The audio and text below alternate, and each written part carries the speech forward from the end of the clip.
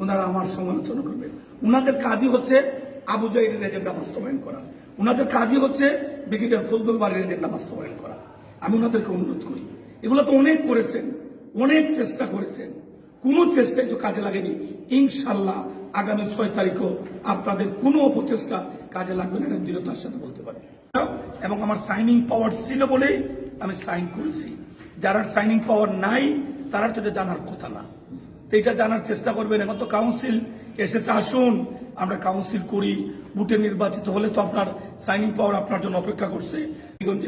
BNP ওয়ালারা অতীতে যেভাবে আমার পাশে ছিলেন, এবারও কোনো ধরনের দ্বিধাহীনভাবে আমাকে আপনারা গ্রহণ করবেন এবং আপনাদের খেদমতে আরো কিছুদিন আপনাদের সাথে হবিগঞ্জ জেলায় আমার থাকার সুযোগ সৃষ্টি করে দেবেন, সেই প্রত্যাশা রেখে মহান আল্লাহ রাব্বুল আলামিনের দয়া করুণা প্রার্থনা করছে। আমার জীবনে আমার আল্লাহই আমার জন্য যথেষ্ট।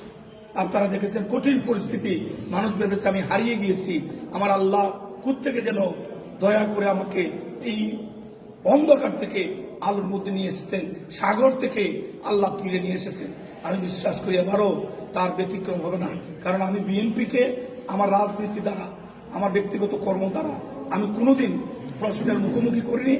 আমৃত্যু যতদিন বেঁচে থাকবো বিএনপি রাজনীতি যেন কোনো কারণে ক্ষতিগ্রস্ত না হয় সেই ব্যাপারে আমি শতভাগ সতর্ক ছিলাম, ভবিষ্যতে থাকবো এবং সকলকে নিয়ে একসাথে খালেদা জিয়া তারেক রহমানের নেতৃত্বে দেশে বিদেশে সকল চক্রান্তকে প্রতিহত করে ত্রয়োদশ জাতীয় সংসদ নির্বাচনে আমরা বিজয়ী হয়ে আমরা সরকার গঠন করব, সেই নিরিখে সকলকে সাথে পাবো সেই আশাবাদ ব্যক্ত করে সকলকে ধন্যবাদ জানিয়ে আমাদের মাতৃতুল্য দেশনেত্রী বেগম খালেদা জিয়ার দীর্ঘায়ু সুস্বাস্থ্য কামনা করে, আমাদের প্রিয় নেতা তারেক রহমান সাহেবের সুস্থতা দীর্ঘায়ু কামনা করে এবং খুব তাড়াতাড়ি স্বদেশে ফিরে আসবেন সে আশাবাদ ব্যক্ত করে আমি আমার কথা শেষ করছি।